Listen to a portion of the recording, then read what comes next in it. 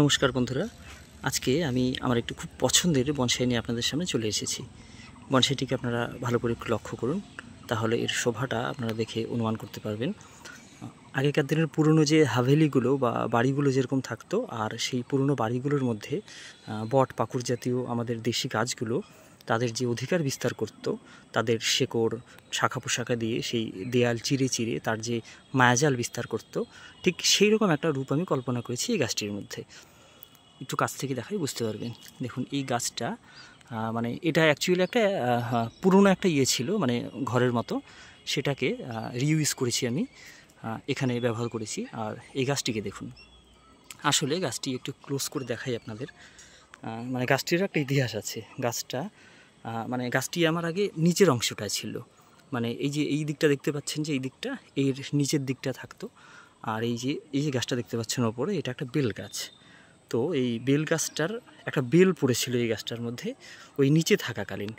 আর তখন এই যে দেখতে পাচ্ছেন এই যে ডালটা, মানে এই যে ভাঙা অংশটা, এই ভাঙা অংশে একটা ডাল ছিল। মানে আসলে গাছটি আগে আমার এই পাশের দিকেও ব্রাঞ্চ ছিল, মানে গাছটির দুদিকেই ব্রাঞ্চ ছিল। আর এই ব্রাঞ্চটা এত বড় ছিল না, ওই দিকেও ছিল। তো ওই দিকের সমস্ত ব্রাঞ্চ ভেঙে যায়, মানে ওই একটাই মেইন ডাল ছিল। ভেঙে যাওয়াতে তখন আমি কি করি, যে এটাকে কি করা যায়, তখন ভাবলাম যে এর এক পাশের দিকে সমস্ত ব্রাঞ্চ আমি নিয়ে যাই, একদিকেই রাখবো, এই দিকে কোনো ব্রাঞ্চ রাখবো না আমি। তখন এমন একটা কল্পনা করে এইভাবে একটা সেট তৈরি করি আমি। আর এই এখন দেখুন বেশ মানে উপর দিকে অনেকটা ব্রাঞ্চ ঘিরে গিয়েছে, একদম পুরো ভরাট হয়ে গিয়েছে। তো দেখতে আলাদা একটা সৌন্দর্য আসছে এখন। আর এই বর্ষার জল পেয়ে একদম তরতাজা সতেজ হয়ে গেছে, এর পাতাগুলো দেখলেই আপনারা বুঝতে পারবেন। আর দেখুন কত সুন্দর ঝুরি নামতে শুরু করেছে, মানে এইদিকেও তো ঝুরি নামানো ছিল। আর এই বর্ষায় ঝুরি একা একাই নামে। আর এই ঝুড়িগুলোকে রাখতে একটা টেকনিক ইউজ করতে হয়, সেটা হচ্ছে এই যে ঝুড়িগুলো নামছে দেখুন, এটা এই পাশের দিকেও দেখুন কতগুলো ঝুড়ি নামছে, এই যে দেখুন এইগুলো। তো ওই যে স্ট্রগুলো যে আমরা ব্যবহার করি, পাইপগুলো, তো সেই স্ট্রগুলো এই মাটির সঙ্গে কানেক্ট করে দিতে হয়।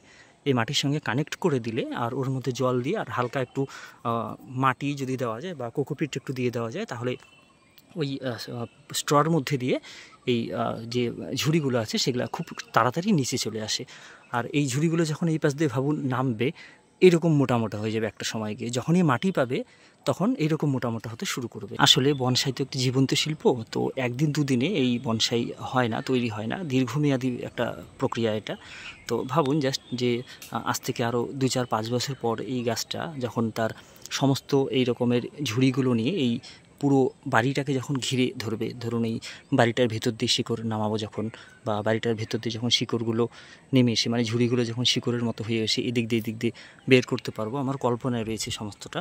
তো তখন এর রূপটা কীরকম লাগবে, একটা পুরনো একটা হাভেলি টাইপের, পুরো হাভেলিটাকেই একটা এই গাছটা যখন ঘিরে ধরবে, তার অধিকার বিস্তার করে বসবে, তখন এর আসল রূপটা শোভা পাবে।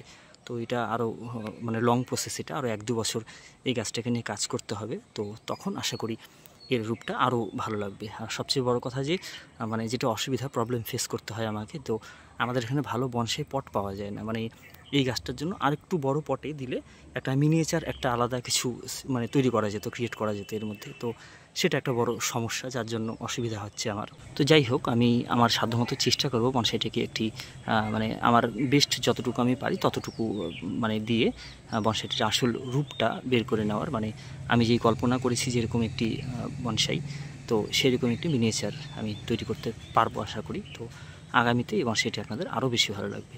আর ভিডিওটি যদি ভালো লেগে থাকে তাহলে অবশ্যই কমেন্ট করবেন আর শেয়ার করতে ভুলবেন না বন্ধুদের সঙ্গে। ধন্যবাদ, ভালো থাকবেন সবাই।